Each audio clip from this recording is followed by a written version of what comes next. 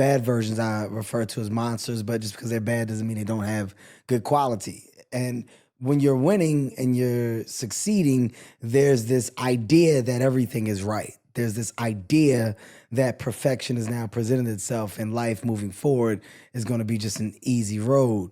And it's not until you're in that position where you expect perfection and you think that you start to see the true problems and flaws really present themselves. And my monsters have been masked and disguised in various different ways, but I've been able to pinpoint them throughout the years because some of those monsters grew, got stronger, developed.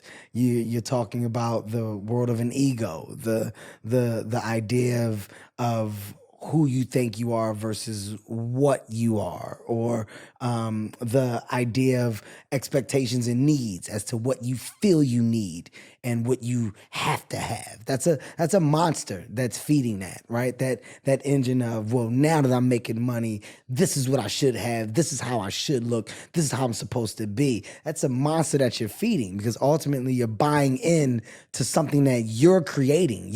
You're enhancing this world of thought. And it's not till you sit down and you take a breather and you start to really figure out the true definition of happiness for you. You start to really understand the adult that you have grown into and the level of maturity that has now, I guess you can say, have been banked inside the human that you are. You're banking so much over the years, and ultimately you're shaping and molding yourself into this grounded, hopefully, this grounded individual that you're proud to look at in the mirror at the end of the day.